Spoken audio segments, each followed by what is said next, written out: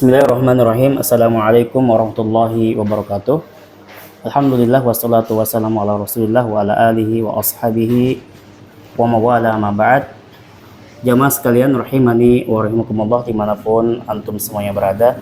Alhamdulillah di kesempatan kali ini kita masih bisa bertemu melalui video di channel kita yaitu Al-Khulafa Media, dan insyaallah ta'ala di kesempatan kali ini kita akan mencoba menjawab beberapa pertanyaan yang masuk ketika kita melaksanakan kegiatan daurah pra-Ramadan kemarin. Qadarullah karena waktu tidak cukup, maka pertanyaan-pertanyaan yang masuk dari para jamaah melalui online ataupun kertas tidak bisa kita jawab.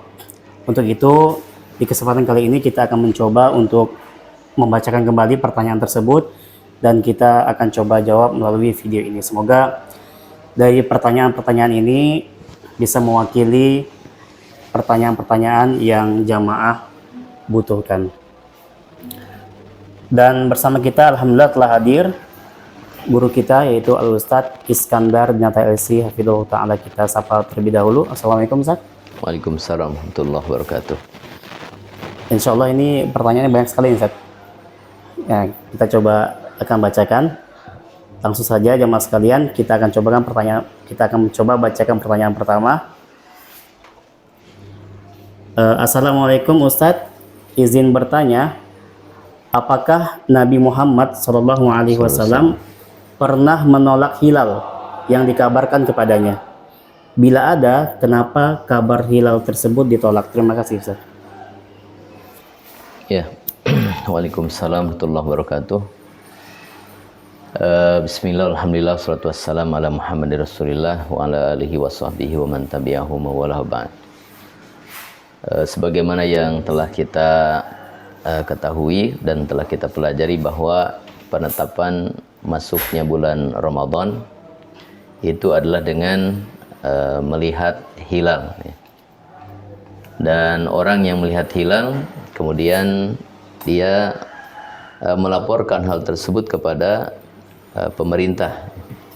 Maka di zaman Nabi SAW, sahabat yang melihat hilal kemudian melaporkannya kepada Rasulullah SAW.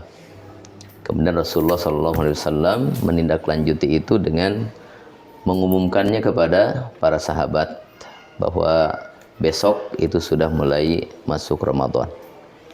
Berkaitan dengan pertanyaan tadi, apakah pernah terjadi di zaman Rasulullah SAW ada orang yang melihat hilal kemudian Rasulullah SAW menolak persaksiannya? Ya Allah alam, saya tidak mengetahui tentang kejadian itu. Yang saya ketahui bahwa orang yang bersaksi melihat hilal itu diterima oleh Rasulullah SAW selama orang tersebut memang muslim dan tidak diketahui sebagai seorang pendusta ya. Nah, makanya ketika ada seorang Arab Baduy yang datang melaporkan kepada Nabi SAW bahwa dia melihat hilal, maka Rasulullah bertanya, "Atashhadu an la ilaha illallah wa anna Muhammadar Rasulullah?" Apakah kamu bersaksi bahwa tidak ada yang berhak diibadahi kecuali Allah dan bahwa Muhammad SAW adalah Rasulullah? Maka orang Arab Baduy tersebut mengiyakan. Maka Nabi pun menerima persaksian walaupun cuma seorang Arab Baduy. Adapun masalah kisah Nabi menolak persaksian, ya wallahu alam ya, dalam masalah ini. Walaupun para ulama kemudian mengatakan memang tidak setiap persaksian itu bisa diterima ya. Sebab itu berkaitan dengan terpenuhi atau tidaknya syarat-syarat diterimanya kesaksian seorang saksi. Yaitu dia adalah seorang muslim dan dia bukan seorang yang fasik ya. Dia adalah seorang yang adil. Nah, wallahu a'lam. Jazakallahu khairan kepada Ustadz atas jawabannya, semoga bisa terjawab. Pertanyaan kedua, Ustadz izin bertanya, ketika ada seseorang yang berpuasa wajib, dia makan, terus ada temannya, tapi temannya tidak mengingatkan dia bahwasanya dia sedang puasa. apakah si temannya batal puasanya atau tidak, Ustaz? Syukron. Iya, bahwa orang yang makan atau minum kemudian dia lupa bahwa dia sedang puasa, maka menurut pendapat mayoritas ulama puasanya tidak batal, sehingga dia melanjutkan puasanya dan tidak ada kewajiban qadha. Lalu bagaimana dengan orang yang melihatnya tapi dia tidak mengingatkannya? Maka dia tidak batal juga puasanya. Jadi orang yang melihatnya kemudian tidak mengingatkannya, dia tidak batal puasanya, walaupun dia seharusnya mengingatkan temannya itu ya bahwa dia sedang puasa, diingatkan. Ya, adapun masalah batal, ya tentu tidak batal puasanya karena dia tidak makan, dia tidak minum.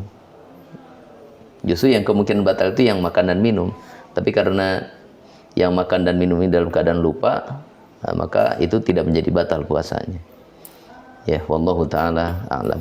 Baik, jazakallahu khairan atas jawabannya, Ustadz. Kemudian pertanyaan selanjutnya berkaitan dengan safar, Ustadz. Mana yang lebih utama, Ustadz, dalam masalah safar ini? Apakah mengambil rukhsah untuk membatalkan puasa atau menguatkan tetap puasa? Mengingat kondisi safar di zaman sekarang ini, kendaraannya nyaman, perjalanannya tidak terlalu berat. Sebagaimana yang telah dijelaskan di daurah, mungkin di sini saya ringkas ya, tentang puasa dalam keadaan safar ya. Maka dijelaskan bahwa itu ada 3 kondisi ya. Yang pertama, kondisi safar yang saum itu tidak terpengaruh dengan safarnya. Ya, safar yang nyaman. Jadi dia saum ataupun tidak saum ya sama aja itu dalam safar tersebut. Maka yang lebih utama adalah dia melaksanakan saum. Karena ini berada di bulan Ramadan ya. Jadi di sana ada keutamaan dari sisi waktu, yaitu itu dilaksanakan pada bulan Ramadan ya. Kemudian yang kedua, safar yang memberikan pengaruh kepada saumnya. Jadi dia ada merasa berat dari saum tersebut ya. Ketika dia tidak saum, dia merasa lebih enak, lebih ringan bagi dia daripada saum dalam safar tersebut. Maka ini yang afdol, yang lebih utama bagi dia ya berbuka. Karena rukhsah itu adalah sedekah dari Allah Ta'ala, dan sedekah dari Allah Ta'ala ini selayak dan sepantasnya kita terima.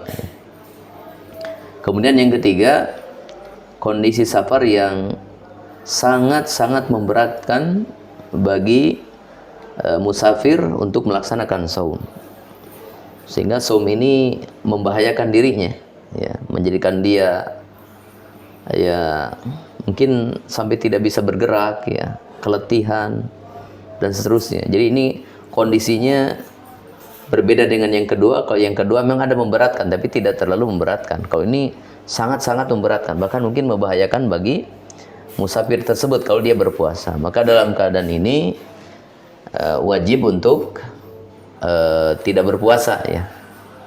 Wajib untuk tidak berpuasa, sebagaimana yang kemarin sudah dijelaskan ketika Rasulullah SAW menerima laporan bahwa manusia ini dalam keadaan letih, sudah sangat kepayahan berpuasa dalam safar tersebut dan menunggu apa yang menjadi keputusan Rasulullah. Maka Rasulullah kemudian beliau minum dan menyuruh para sahabatnya untuk membatalkan puasanya. Tapi ternyata masih ada yang tidak membatalkan puasa padahal sudah begitu payah kondisi fisiknya. Maka Rasulullah SAW mengatakan bahwa yang berpuasa ini dia telah bermaksiat kepada Abul Qasim, itu kepada Rasulullah SAW. Nah, yang namanya maksiat itu dosa dan itu adalah haram. Jadi di sini kondisi ketiga wajib untuk berbuka ya. Ketika kondisi safarnya ini memang sangat-sangat memberatkan dan melelahkan bagi dia. Tadi kembali kepada pertanyaan, kendaraannya nyaman, kondisi safarnya nyaman, serasa di rumah mungkin ini, serasa di kampung halaman. Nah kalau nyaman seperti begitu, berarti yang lebih utama adalah dia berpuasa. Walaupun kalau seandainya dia tidak berpuasa itu boleh-boleh saja. Nah, wallahu a'lam. Baik, barakallahu fiik, Ustaz. Pertanyaan berikutnya, hutang puasa menumpuk bagi wanita yang hamil dan menyusui. Bagaimana Ustaz penyelesaiannya? Ya, bagi wanita yang hamil dan wanita yang menyusui itu dibolehkan untuk tidak berpuasa, mendapatkan rukhsah. Dan sebagian ulama berpendapat bahwa kewajibannya adalah mengqadha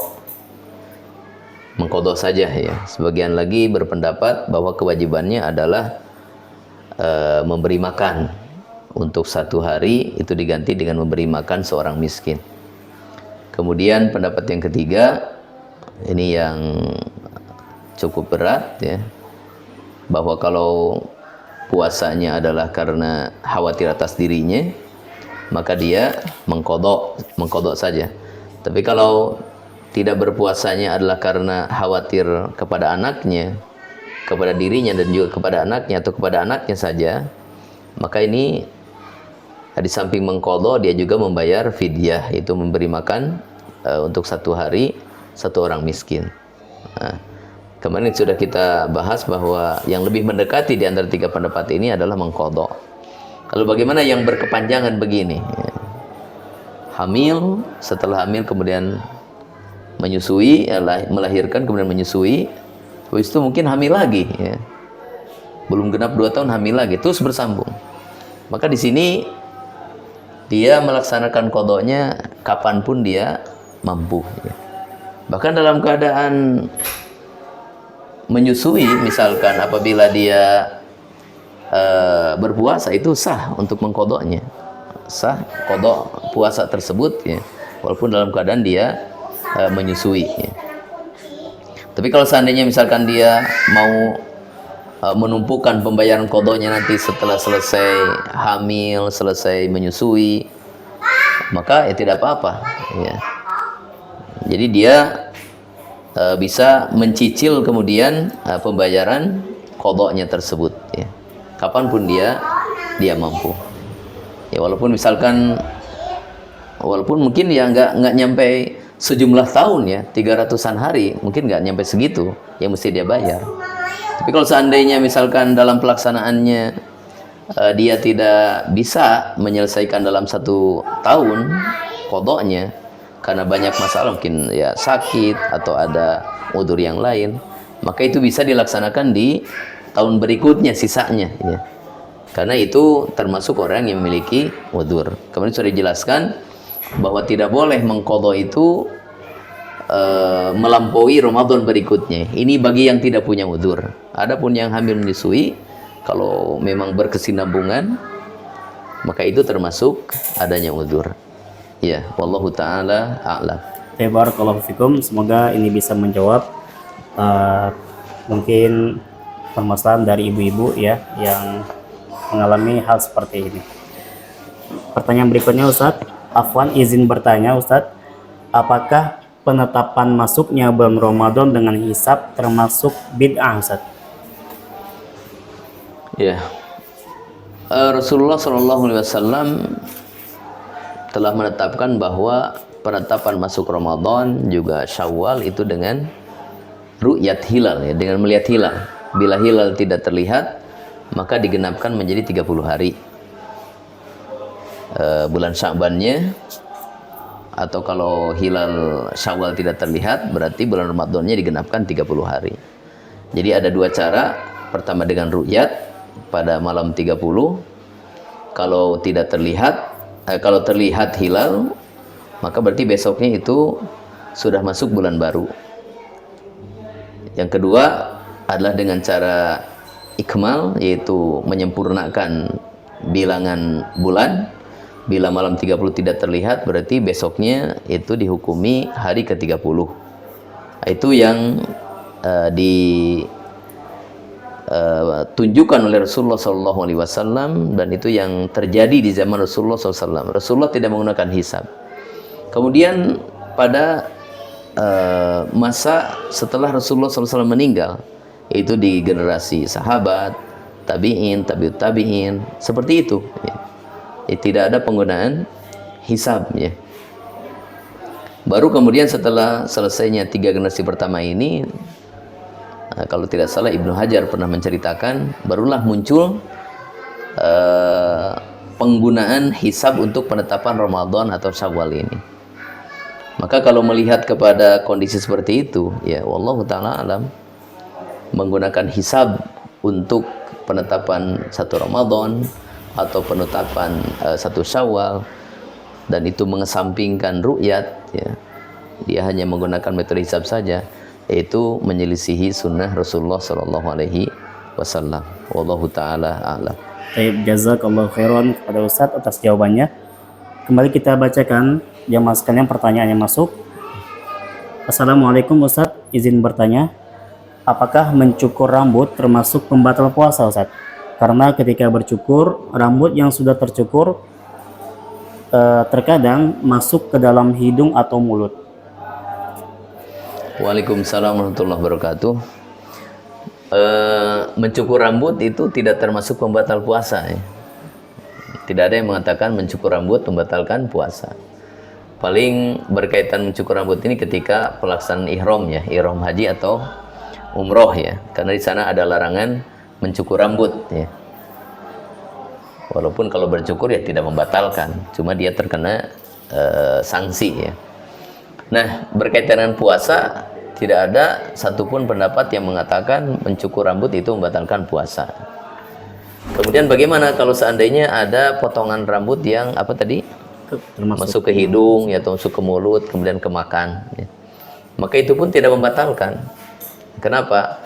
Karena para ulama seperti yang kita pelajari kemarin, kebanyakan para ulama mengatakan bahwa masuknya sesuatu ke dalam perut kita itu membatalkan apabila itu dilakukan dalam 2 keadaan ya. Yang pertama dalam keadaan ingat, yang kedua dalam keadaan sengaja ya. Ingat saja tapi tidak sengaja, maka itu juga tidak membatalkan. Atau sengaja tapi lupa, itu juga tidak membatalkan. Nah ini kan bercukur rambut, mungkin ada potongan rambut yang masuk ke hidung atau ke mulut terus ketelan mungkin gitu ya.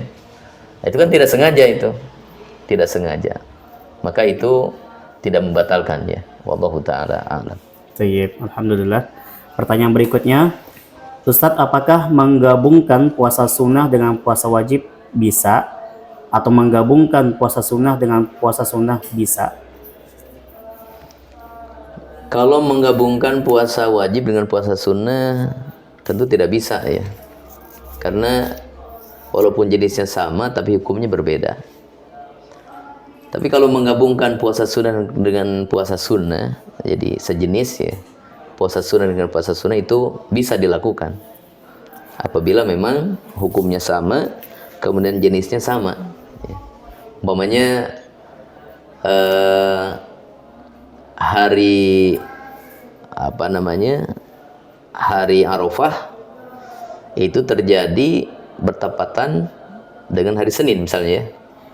Maka seorang kemudian dia meniatkan puasa pada hari Arafah tersebut ya, untuk puasa sunnah Arafah juga puasa hari Senin. Nah itu bisa, bisa digabungkan.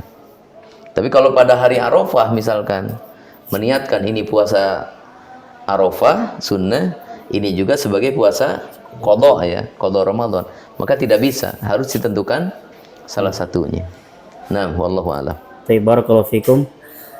Pertanyaan berikutnya Ustadz, izin bertanya, kalau kita safar dari Tasik ke Garut Ustadz, Ya. apakah ini sudah termasuk safar yang membolehkan membatalkan puasa? Safar yang membolehkan untuk membatalkan puasa dalam pendapat kebanyakan para ulama adalah safar qasar nih. Safar yang membolehkan qasar. Dan safar yang membolehkan qasar ini menurut mayoritas ulama, bahkan ini madhab 4 madhab yang ada dalam hasanah fikih ya, itu adalah safar dengan jarak tempuh 4 burud deh. Kalau di terjemahkan ke ukuran jarak sekarang ya, kilometer, itu kurang lebih 80 kilometer ya. Jadi dibolehkan untuk berbuka dalam safar itu, pertama sesuai dengan namanya, yang namanya safar itu adalah pergi keluar kota ya. Ini. Yang kedua ada batasan jarak ya. Jadi walaupun dari Tasik ke Garut itu sudah keluar kota, tapi kalau jaraknya belum jarak qashar, belum mencapai ya kurang lebih 80 km, maka ini belum dibolehkan untuk qashar, juga belum dibolehkan untuk berbuka puasa ya. Tapi kalau Garutnya mungkin Garut yang di agak jauh ya, Garut yang jauh ya. Nah, bukan di Garut yang dekat ke Tasiknya, tapi Garut yang jauh dari Tasik, mungkin Garutnya sudah mendekati mana itu, Sukabumi atau mana itu ya, sehingga jaraknya dari Tasik ini sudah 80 km terlebih, ya boleh kalau begitu, boleh untuk berbuka puasa, sebagaimana dibolehkan bagi dia untuk mengqashar sholatnya. Nah, wallahu a'lam. Barakallahu fiik, Ustaz. Pertanyaan berikutnya. Assalamualaikum Ustaz, izin bertanya, apa hukum berbuka puasa dengan cara selain makan atau minum, Ustaz? Waalaikumsalam warahmatullahi wabarakatuh. Membatalkan puasa selain dengan makan dan minum boleh. Ya, misalkan ada orang yang mau membatalkan puasa, dia sudah menikah ya, langsung membatalkannya dengan hubungan badan, umpamanya seperti itu. Ya boleh-boleh saja. Boleh-boleh saja. Walaupun yang sunnahnya sebagaimana kemarin kita pelajari, itu mengawali buka puasanya dengan memakan kurma rutob ya, kurma basah. Kalau tidak ada kurma rutob, maka dengan kurma tamer ya, kurma yang sudah dikeringkan. Kalau tidak ada, maka dengan air. Nah, itu yang mengawali buka puasanya, itu yang sunnahnya. Bagaimana kalau dengan yang lain, misalkan makan nasi atau gorengan, ya sah-sah saja, sudah batal puasanya. Atau misalkan dengan cara berhubungan badan, ya sah-sah saja, selama itu adalah hal yang halal ya.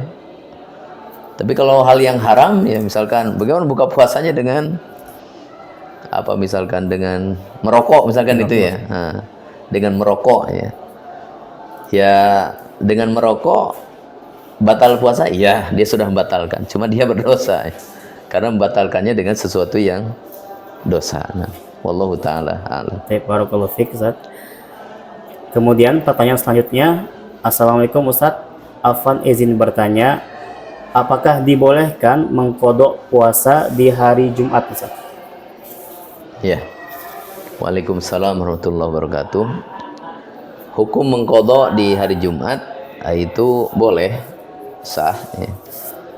Tetapi semestinya itu diiringi dengan satu hari sebelumnya atau satu hari setelahnya ya, sebagaimana yang disebutkan dalam hadis Rasulullah SAW, ketika Rasulullah SAW mendapati istrinya sedang saum hari Jumat, maka Rasulullah SAW menyuruhnya untuk saum sehari sebelumnya atau saum sehari sesudahnya ya. Jadi pelaksanaan qada di hari Jumat sah-sah saja, tapi cuma yang lebih utamanya adalah diiringi dengan satu hari sebelumnya atau satu hari setelahnya. Wallahu taala a'lam. Tayyib. Kemudian Assalamualaikum Ustaz, izin bertanya, apabila ada seseorang yang batal saat puasa Ramadan dan dia lupa berapa kali atau berapa hari dia batal, maka apa yang harus dia lakukan, Ustaz? Apakah dia harus bertobat saja atau seperti apa, Ustaz? Mungkin berkaitan dengan berapa hari qadanya, Ustaz. Iya. Waalaikumsalam warahmatullahi wabarakatuh. Orang yang meninggalkan saum Ramadan, maka dia berkewajiban secara hukum asal, kewajibannya adalah mengqadha sejumlah hari yang dia tinggalkan. Walaupun itu sudah berlalu beberapa tahun yang lalu ya. Nah, berkaitan dengan pertanyaan tadi, maka dia tetap wajib untuk mengqadha ya, walaupun dia tidak mengetahui jumlah harinya dan walaupun itu sudah terjadi beberapa tahun yang lalu ya. Jadi dia tetap wajib mengqadhanya. Berapa hari yang harus dilakukan? Maka dia mengukurnya, memperkirakan saja ya. Diperkirakan sudah berapa hari, diperkirakan berapa hari yang dia tidak berpuasa di Ramadan tersebut ya, atau beberapa Ramadan yang lalu, berapa hari dia tidak berpuasa, diperkirakan saja ya. Jadi dia memperkirakan berapa hari dia tidak berpuasa tersebut lalu mengqadhanya. Adapun nanti apakah kurang atau kelebihan, maka ya bertaubat kepada Allah Subhanahu wa taala. Di samping itu dia juga bertaubat karena melaksanakan qadhanya mungkin sudah melewati Ramadan berikutnya. So biasanya kalau Ramadan kemarin ya, kemudian dia mengqadha di tahun yang itu juga sebelum datang Ramadan berikutnya, orang biasanya masih ingat ya, berapa. Biasanya kasus dia tidak ingat itu sudah berapa tahun yang lalu ya.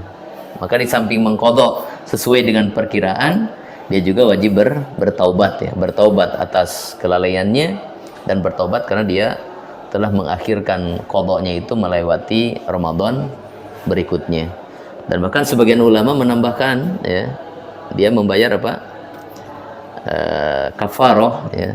Kafarahnya dengan memberi makan ya. Jadi di samping mengqadha, dia memberi makan untuk satu hari satu orang miskin sesuai dengan perkiraannya ya. Tapi kalau seandainya mengqadha saja dan bertaubat itu sudah cukup ya menurut sebagian pendapat ya.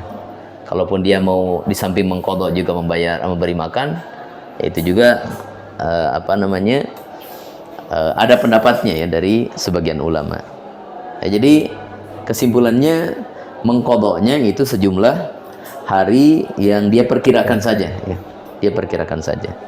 Nah, wallahu taala a'lam. Barakallahu fiik, Ustaz. Kita bacakan kembali pertanyaan berikutnya. Assalamualaikum Ustaz, izin bertanya, apabila ada orang yang melakukan syirik asghar seperti memasang tolak bala di pintu rumah atau tempat perdagangannya, apakah ini akan mempengaruhi puasanya, Ustaz? Waalaikumsalam warahmatullahi wabarakatuh. Mempengaruhi, jelas mempengaruhi ya, karena ini adalah perbuatan yang menyimpang dari kebenaran. Ini adalah perbuatan maksiat, bahkan ini adalah sebesar-besar maksiat. Ini dosa besar dan dosa besar yang paling besar ya. Walaupun syirik asghar ini tidak sampai membatalkan keislaman ya. Tapi ini adalah dosa besar yang sangat besar ya. Sudah mendekati syirik akbar yang membatalkan keislaman. Maka apakah ini berpengaruh, syirik asghar ini berpengaruh kepada puasanya? Jawabannya iya. Jangankan syirik asghar, dosa besar di bawah syirik asghar saja berpengaruh ya. Berpengaruh kepada puasanya. Maka ini bisa jadi nanti menggugurkan seluruh pahala puasanya. Bisa jadi seperti itu ya. Nah, jadi ini harus dihindari ya. Apalagi ini bentuknya adalah syirik asghar. Ya, wallahu taala a'lam. Barakallahu fiik, Ustaz. Pertanyaan berikutnya, Assalamualaikum Ustaz, izin bertanya, Ustaz, apabila pada siang bulan Ramadan ada seseorang yang berhubungan badan dengan sesama jenis, Ustaz, apakah dia terkena hukum kafarah? Ya, waalaikumsalam warahmatullahi wabarakatuh. Orang yang melakukan hubungan badan dengan sesama jenis, apakah dia melakukan kafarah ya? Yang terkena hukum kafarah itu hubungan badan di kemaluan ya. Jadi kalau laki-laki dengan laki-laki mungkin ya, tadi pertanyaan sejenis kan, itu mungkin ada yang masuk kan gitu, maka ya itu terkena kafarah juga. Tapi kalau perempuan dengan perempuan, jadi tidak ada yang masuk kalau itu. Nah, maka ini pertama ini adalah dosa besar ya, bahkan ini dosa yang sangat besar ya, hubungan sejenis ini ya, sebagaimana yang pernah dibahas dalam kajian Bulughul Maram ya. Yang kedua, kalau untuk kasus laki-laki dengan laki-laki, ya, maka ada yang masuk kepada lubang kemaluan, mungkin yang belakang, ya. Maka ini batal puasanya, berkewajiban untuk mengqadha, berkewajiban untuk kafarah, ya.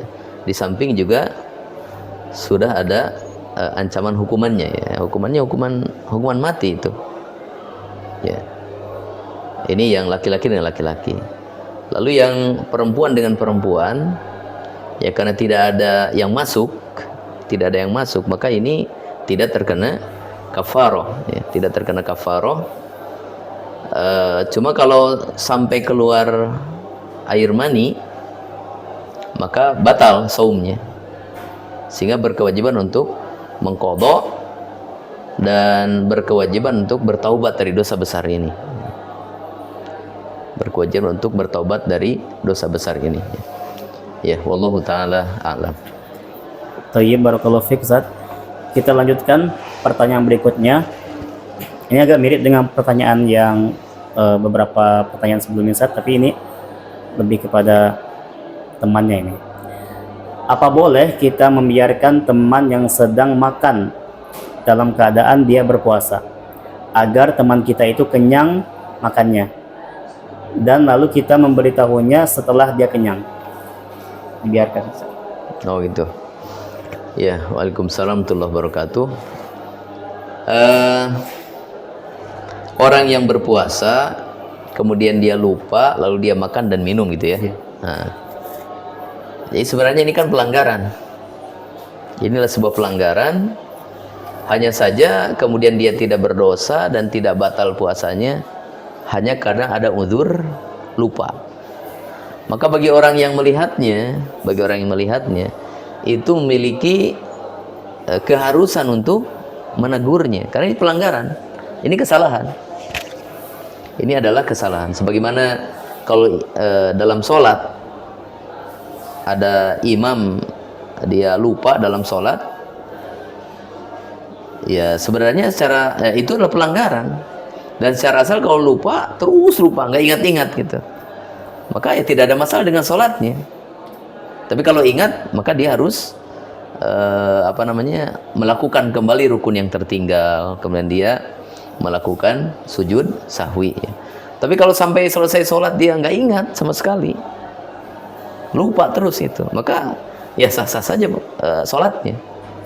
Nah, orang yang melihat orang yang salah dalam sholat dan itu adalah lupa, ya. Misalkan tadi imam dan makmumnya melihat imamnya apa? Lupa, ya. Maka makmum ada atau dia memiliki kewajiban untuk mengingatkan imamnya. Allahu a'lam, ya. Kasus puasa juga seperti itu. Sebagaimana kita berkewajiban untuk mengingatkan orang yang lupa dalam sholat, ya, maka kita juga berkewajiban untuk mengingatkan orang yang lupa ketika puasa dia malah makan, ya. Tapi gimana kalau dibiarkan sampai apa tadi? Kenyang. Sampai kenyang, ya. Ya, kalau yang puasanya tidak batal karena dia lupa kan, dia juga nikmat, ya, karena kenyang. Cuma kitanya ini, ya, kita nggak makan, kita nggak minum, ya. Tapi kita malah, ya Allah alam, ya, mengabaikan kewajiban kita untuk menegurnya. Maka dikhawatirkan di situ ada dosa baik kita, ya. Wallahu ta'ala a'lam. Baik, barakallahu fiik, Ustaz. Pertanyaan berikutnya. Assalamualaikum, Ustaz. Apa benar jika kita mau atau hendak berbuka puasa, kita tidak boleh terus-terusan melihat makanan tersebut sambil menunggu buka puasa? Kalau benar, apa hukumnya, Ustaz? Sambil menunggu buka puasa, Melotopin dia nongkrongin mungkin istilahnya, ya. Melihat makanan minuman yang sudah disajikan, ya. Benar, Ustaz. Nunggu adzan mungkin, ya, nunggu datangnya maghrib. Nah, apa hukumnya? Ya Allah alam, tidak ada larangannya, ya. Tidak ada larangannya karena sebentar lagi mau buka puasa, ya. Beda kalau masih jauh, ya. Kalau masih jauh ya dikhawatirkan nanti malah batal puasanya. Kalau ini cuma nunggu beberapa menit mungkin, ya, Jadi nanti ketika dia memang sudah berhasrat, kebetulan maghrib sudah tiba gitu. Tapi kalau seandainya dia dalam keadaan tidak mampu menahan diri,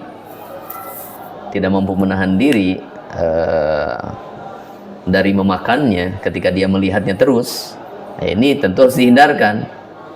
Ini namanya adalah saddud dzari'ah, ya, mencegah jalan-jalan yang menuju kepada pelanggaran, ya. Jadi kalau seandainya dia melihat makanan terus, walaupun nunggu maghrib, tiba-tiba dia nggak bisa menahan dirinya untuk menyantapnya walaupun maghrib belum datang. Kalau seperti itu, ya jelas tidak boleh kalau itu, karena itu menjadi wasilah rusaknya puasa dia. Tapi kalau bisa menahan, ya hukum asal tidak apa-apa. Nah, wallahu ta'ala a'lam. Barakallahu fiik, Ustaz. Pertanyaan berikutnya, Ustaz. Assalamualaikum Ustaz. Afwan, izin bertanya. Apabila ada seseorang yang lagi berpuasa, terus dia seliwat kepikiran dia seperti ini, Ustaz. Asa hoyong makan Nah, ini menunjukkan dia ragu. Tetapi dia melanjutkan puasanya sampai tamat. Maka apakah puasanya itu batal atau tidak, Ustaz? Karena ini kan ragu mau membatalkan niat puasa atau enggak. Ya. Hanya memikirkan pengen makan atau terbetik dalam hatinya pengen makan, itu tidak membatalkan niatnya, apalagi membatalkan puasanya. Yang membatalkan niat itu apabila dia memastikan dia akan membatalkan puasanya tersebut, ya. Memastikan akan membatalkan puasanya, maka ini sudah membatalkan niat puasanya. Walaupun nggak makan, ya sudah batal puasanya. Tapi kalau terlintas di pikirannya, pengen makan, apalagi ketika melihat makanan tersebut, sekedar keinginan saja, itu belum membatalkan niat puasanya. Jadi puasanya tetap sah, wallahu a'lam. Harus dipastikan saja. Ya, harus pastikan. Udahlah, misalkan di hatinya, saya batal puasanya gitu. Untuk makan itu batal niatnya berarti. Tapi kalau sekedar terlintas, pengen makan karena terlihat makanannya misalkan, atau nggak terlihat makanannya tapi dia menghayalkan makanan gitu, sehingga terlintas keinginan untuk makan, itu belum membatalkan niat, ya, sehingga tidak membatalkan puasa. Wallahu a'lam. Syukron, Ustaz. Pertanyaan berikutnya, Ustaz izin bertanya, apakah batal orang yang menelan ludah atau lendir atau dahak, Ustaz? Ya,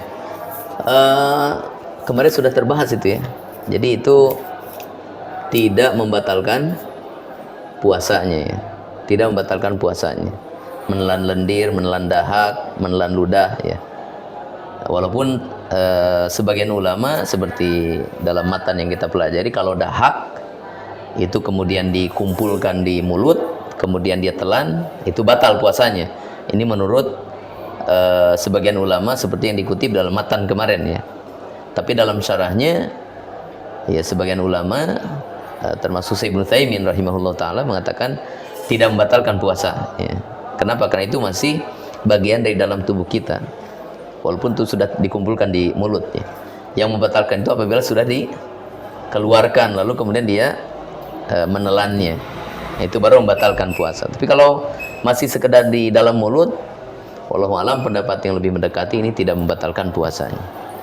Jazakallahu khairan, Ustaz, atas jawabannya. Ya, kita kembali bacakan teman-teman sekalian pertanyaan yang masuk. Assalamualaikum Ustaz, izin bertanya, apakah orang yang berperang lalu dia sedang puasa, kemudian dia terkena luka dan luka itu mengeluarkan darah yang sangat banyak, apakah dengan hal itu puasanya batal, Ustaz? Iya, keluar darah atau dia terluka itu tidak membatalkan puasa. Keluar darah atau seseorang terluka termasuk dalam jihad, peperangan, ini tidak membatalkan puasanya. Tapi seandainya kemudian orang yang berperang ini dengan sebab luka tubuhnya, keluar darahnya, dia menjadi lemas tubuhnya, ya, maka hukumnya seperti orang yang sakit sehingga dibolehkan baginya untuk berbuka puasa ya. Ini kalau perangnya, lokasi perangnya bukan safar ya. Tapi kalau lokasi perangnya itu safar, jadi keluar dari daerahnya, berperang di tempat mana, dan itu sudah termasuk safar, ya dengan safarnya itu sendiri itu sudah boleh untuk berbuka puasa. Ya, wallahu a'lam. Baik. Pertanyaan berikutnya, Ustadz, bagaimana jika ada anak yang usianya 14 tahun dan pada bulan Ramadan dia tidak berpuasa, mungkin belum balik saat itu. Lalu kemudian siangnya dia sedang menonton film 18 plus. Lalu si anak tersebut mengeluarkan air maninya dengan sengaja. Apakah dia terkena kewajiban untuk berpuasa? Ya, kewajiban puasa ini diantara syarat wajibnya adalah balig ya. Maka anak-anak yang belum balig dia belum wajib untuk berpuasa. Adapun anak-anak di kaum muslimin ini yang belum balig, mereka disuruh berpuasa itu sebagai bentuk latihan ya, supaya terbiasa dengan puasa. Yang sesungguhnya itu belum wajib mereka untuk berpuasa. Nah, termasuk yang ditanyakan tadi, selama memang 14 tahun ini belum balig, walaupun sekarang 14 sudah banyak yang balig ya, apalagi perempuan. Ini kalau 14 tahun belum balig ya memang belum wajib untuk berpuasa ya. Nah, kemudian di hari-hari Ramadan tiba-tiba dia balig, berarti memang sudah terkena kewajiban puasa. Jadi besoknya dia sudah berkewajiban untuk puasa. Ketika hari tersebut di pertengahan hari dia keluar mani, berarti sudah balig ini. Maka terhitung besok dia sudah harus atau berkewajiban puasa dari subuh sampai maghrib, terus sampai tutup usia mungkin ya. Setiap Ramadan datang dia sudah terkena kewajiban. Cuma yang dipermasalahkan ini adalah di hari haknya itu ya, di hari keluarnya air mani tersebut ya. Jadi dari subuh dia tidak puasa, di pertengahan hari kemudian dia Mengeluarkan. keluar air mani. Maka dalam pendapat mayoritas ulama, sisa harinya dari pertengahan hari sampai ke maghrib berarti ya, itu dia berkewajiban untuk menahan diri dari makan dan minum ya, walaupun itu tidak sah puasanya, sehingga di hari tersebut ya dia nanti mengkodok karena dia sudah terkena kewajiban. Jadi bila terjadi itu di pertengahan hari, sisa harinya dia menahan diri dari makan dan minum, kemudian dia mengkodoknya untuk hari tersebut. Adapun mulai besok sampai berikutnya ya dia berpuasa, wajib berpuasa mulai dari subuh sampai maghrib. Nah, wallahu a'lam. Berkaitan dengan ini, Ustaz, untuk penanda baliknya itu apakah mesti dengan mimpi basah atau dengan cara dipaksa juga, itu juga bisa menjadi petanda dia balik? Contoh kayak onani gitu. Ya, yang penting keluar air mani. Yang penting keluar mani. Mau lewat mimpi basah atau adanya rangsangan-rangsangan seperti nonton atau onani, yang penting keluar air mani. Keluar air maninya itu dalam keadaan syahwat ya. Dalam keadaan syahwat. Ya. Barakallahu Fiikum barakallah. Pertanyaan berikutnya, Ustadz izin bertanya, bagaimana dengan orang yang koma, Ustadz, sampai bertahun-tahun, seperti koma 7 tahun? Apakah dia harus mengkodoknya atau tidak? Ya, orang yang koma ini keadaannya seperti apa koma itu? Nggak sadar. Hah? Tidur atau lebih daripada tidur? Lebih dari tidur. So kalau orang yang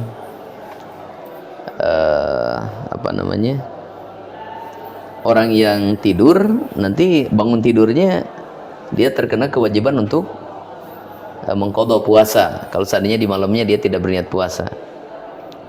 Atau orang yang kemarin itu pingsan ya, orang yang pingsan ya.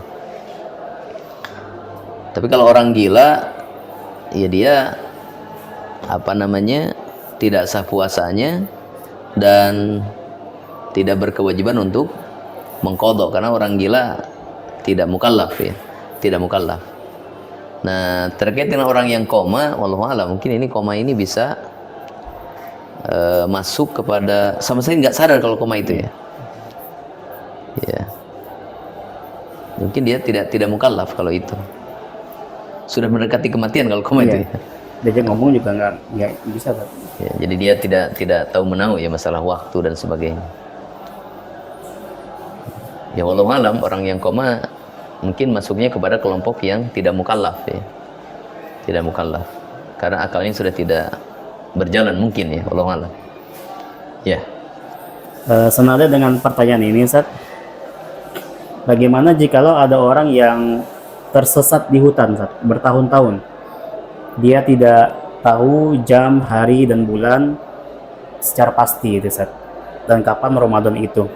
Sehingga Ramadan dilewati begitu saja, Ustaz. Nah, bagaimana dengan puasa ini, Ustaz? Orang seperti ini, apakah dia saat ia bebas, ia harus mengkodonya? Maksudnya bebas mungkin keluar dari hutan, Ustaz. Harus mengkodok puasanya yang terlewat atau seperti apa, Ustaz? Ya, dia harus mengkodok puasa yang dia lewatkan selama dia di hutan tersebut. Ya, karena dia bila mengumpulkan syarat wajib ya, muslim, kemudian baligh, berakal dan mampu untuk melaksanakan puasa. Cuma di sini dia terkena udzur kan tidak tahu waktunya, karena dia berada di hutan, ya, tidak tahu ini sudah masuk Ramadan atau belum. Maka ketika dia keluar dari hutan, sudah kembali ke habitat manusia, ya, maka dia berkewajiban untuk mengqadha sejumlah hari yang dia tinggalkan ketika dia berada di hutan tersebut. Ya. Wallahu a'lam. Ya. Ustadz, izin bertanya, apakah kentut saat berenang itu batal atau tidak, Ustadz? Karena mungkin kentut kan kebuka ya, Ustadz ya. Terus masuk air, batal nggak, Ustadz? Tapi bisa dipastikan ada yang masuk? Mungkin dingin, kerasa dingin. Ya karena masalahnya kan air juga nggak masuk kalau ada tekanan angin dari dalam kan itu. Iya. Nah, seperti itu. Ya masalah ini harus, karena mengatakan batal puasa itu sesuatu yang menyelisih hukum asal ya. Jadi hukum asal itu orang tidak batal puasanya. Kemudian kita katakan batal puasanya itu menyelisih hukum asal, sehingga harus ada dalil, harus ada sebab yang jelas. Nah, sekarang orang kentut di air. Ini apakah dipastikan masuk air ke dalam perutnya melalui lubang anusnya itu, lubang keluar angin tersebut? Ini kan satu hal yang belum bisa dipastikan. Belum bisa dipastikan. Maka karena ini meragukan, sehingga untuk dikatakan kemudian membatalkan sahnya puasa yang itu adalah hukum asal itu pasti diyakini ya. Maka ini wallahu a'lam tidak membatalkan ya. Karena masuknya air tersebut diragukan, sementara hukum asal sahnya puasa itu diyakini. Hal yang meragukan tidak bisa membatalkan atau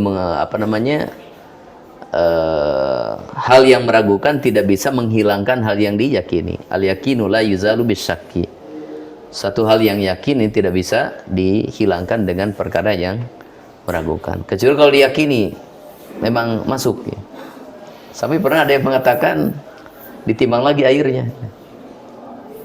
Apakah berkurang volumenya? Tidak. Nah, secara asal Allah alam tidak membatalkan ya, karena ini tidak tidak bisa dipastikan. Tidak bisa dipastikan. Nah, wallahu a'lam. Berkaitan dengan masalah renang nih, Ustaz ya. Sebenarnya orang yang mau renang ini kan dia sudah tahu, Ustaz ya, potensi masuknya air ke tubuhnya itu besar. Nah, kalau ada orang di bulan Ramadan di siang hari dia bermudah-mudahan untuk senantiasa berenang itu gimana, Ustaz? Dalam tujuan mungkin untuk menghangat, untuk mendinginkan badannya panas, biar nggak terasa hausnya seperti itu. Ya, seandainya dia membawa pengamanan supaya tidak masuk ke lubang hidung, ke mulut, ke telinga, maka tidak apa-apa. Tapi kalau tidak ada pengamanan seperti itu, kalau pengamanan kan mungkin pakai ada yang oksigen ke atas itu ya. Kalau tidak pakai pengamanan, renang biasa, ya berarti makruh kalau itu. Makruh karena itu bisa menjadi sebab masuknya air ke dalam badan orang tersebut.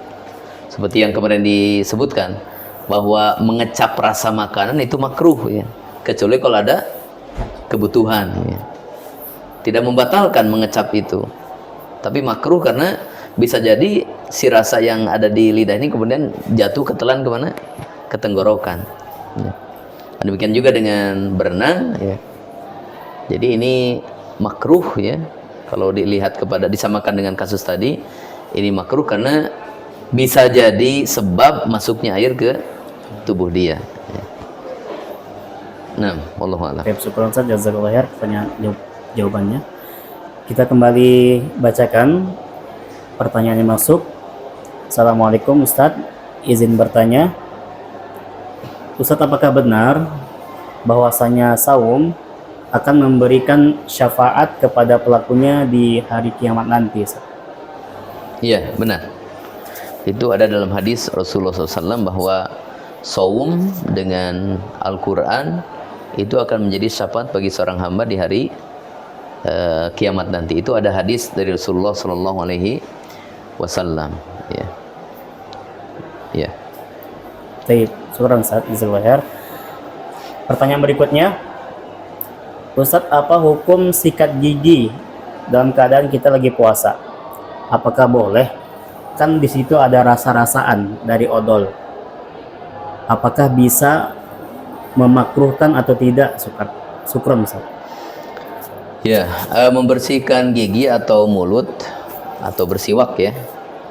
Itu ada perbedaan pendapat antara para ulama. Sebagian ada yang memakruhkan bagi orang puasa. Makruh kalau dari zuhur sampai maghrib. Tapi kalau sebelum zuhur itu boleh. Makruh ya. Ini menurut sebagian ulama. Dan menurut kebanyakan ulama itu tidak makruh. Jadi boleh-boleh saja ya. Sepanjang hari dari pagi sampai dari subuh sampai maghrib itu boleh untuk bersiwak ya. Menggosok gigi, membersihkan mulut ya. Jadi itu ada perbedaan pendapat. Wallahu alam, pendapat yang lebih mendekati boleh ya. Kemudian penggunaan alatnya ini, kalau bersiwak dengan batang siwak itu kan nggak ada rasa, dia nggak pakai pasta ya. Tapi kalau sekarang kan kebanyakan kita bersikat giginya menggunakan sikat gigi plus pakai pasta ya, odol atau Pepsodent dan seterusnya. Nah ini makanya kalau sekedar dengan batang sikat gigi saja itu tidak masalah, tidak apa-apa ya. Walaupun sebagian ulama ada yang memakruhkannya. Nah, cuma menggunakan pasta gigi ya, odol atau Pepsodent dan sejenisnya, ini makruh hukumnya. Kalau saya lihat kepada fatwa Syekh Ibnu Utsaimin, ini hukumnya apa? Makruh ya, karena tadi ada rasa ya. Dan itu dikhawatirkan nanti masuk ke tenggorokannya, tertelan nantinya ya. Ya, jadi silakan menggunakan batang sikat gigi tapi tanpa pastanya, tanpa pasta giginya ya. Nah, Allah Allah. Mungkin ini pertanyaan terakhir yang kita angkat di kesempatan video kali ini berkaitan dengan puasa. Kita bacakan Ustaz. Assalamualaikum Ustaz, izin bertanya, apakah benar bahwa Al-Imam Abu Hanifah memubahkan istimna? Ya, waalaikumsalam warahmatullahi wabarakatuh. Perbuatan istimna atau dalam bahasa kita adalah onani, ini hal yang dilarang di dalam agama ya. Karena menyalurkan syahwat dengan mengeluarkan air mani itu hanya dibolehkan dalam dua keadaan. Pertama, menggauli istri, yang kedua menggauli budak ya, hamba sahaya yang dimiliki. Maka istimna ini di luar dari dua hal tadi. Maka para ulama itu mengharamkan praktek istimna atau onani ya. Berkaitan dengan pertanyaan tadi, apakah benar dalam madhab Hanafiyah atau madhab Imam Abu Hanifah dibolehkan? Setelah saya lihat dalam beberapa situs fatwa ya, di situ ada perbandingan madhab, saya sudah mendapatkan jadi dalam madhab Hanafiyah pun yang namanya onani itu diharamkan. diharamkan ya, sama seperti pendapat yang lain. Hanya saja kemudian mereka mengecualikan. Nah, adanya pengecualian berarti bukan hukum asalnya boleh, bukan ya.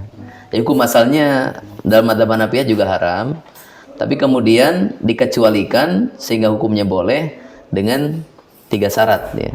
Itu yang saya dapatkan. Syarat yang pertama, bahwa dia belum menikah. Jadi kalau sudah menikah ya buat apa onani, tinggal ke istrinya aja gitu. Pertama belum menikah. Yang kedua, ada keinginan kuat untuk berzina. Ya, ada keinginan kuat untuk berzina. Jadi dia tidak bisa menahan diri dari berzina. Sehingga akhirnya dia menghindari zina dengan melampiaskan onani tersebut. Kemudian yang ketiga, syarat yang ketiga, bahwa dia melakukan itu bukan untuk kenikmatan. Ya, bukan untuk mencari nikmat, ya, rasa nikmat. Tapi memang tadi, karena untuk menghindari apa? Perbuatan zina yang dia sudah tidak bisa menahan diri dari melakukan zina kecuali dengan melakukan itu. Jadi ini masuknya kepada hukum daruroh ya.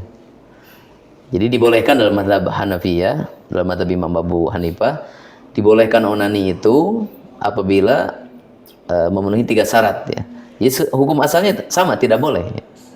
Apa 3 syarat tadi? Pertama, dia belum menikah, maka bagi yang sudah menikah tidak boleh.